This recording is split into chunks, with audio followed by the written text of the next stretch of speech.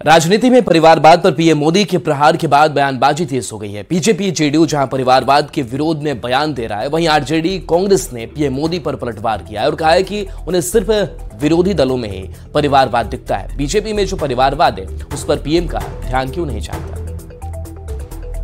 Party की विचारधारा शुरू से परिवारवाद और वंशवाद के खिलाफ रही है।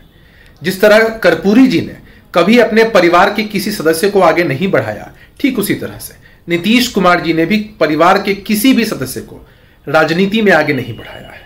प्रधानमंत्री जी ने बहुत बेहतर तरीके से परिवारवाद और वंशवाद के बारे में बताया है।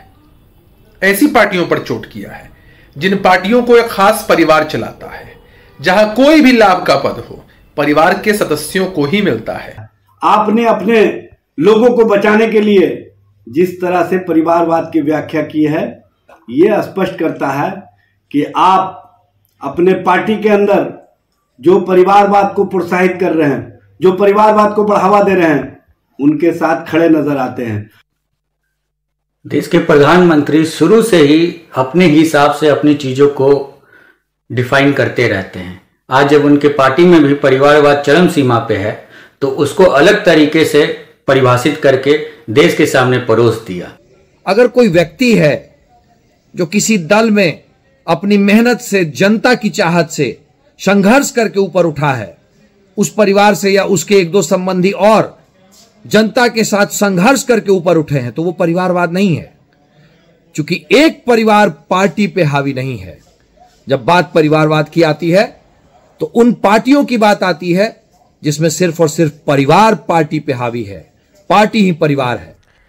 पीएम मोदी ने कहा कि कांग्रेस के हमारे साथी ओबीसी को लेकर बहुत चिंता जताते हैं। वे हमसे हिसाब मांगते हैं कि सरकार में कितने ओबीसी हैं। मैं हैरान हूं, उन्हें सबसे बड़ा ओबीसी नजर नहीं आता। कांग्रेस को मेरे जैसा ओबीसी नजर नहीं आता।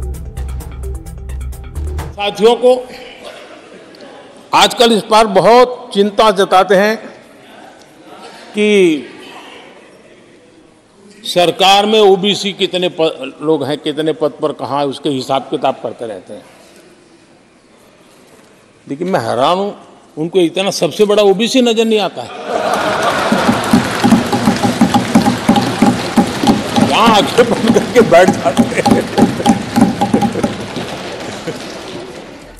पीएम मोदी ने कहा कांग्रेस पार्टी और यूपीए सरकार ने ओबीसी के साथ न्याय नहीं किया। कुछ दिन पहले ही कर्पूरी ठाकुर को भारत रत्न से सम्मानित किया गया। 1970 में जब वे बिहार के मुख्यमंत्री बने तो उनकी सरकार को अस्थिर करने के लिए क्या क्या नहीं किया गया।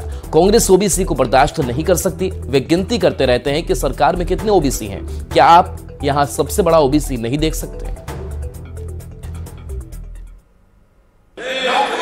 कुछ दिन पहले जब कर्पूरी ठाकुर जी को भारत रत्न दिया, हमने वो सम्मान दिया। लेकिन याद करिए, उस कर्पूरी ठाकुर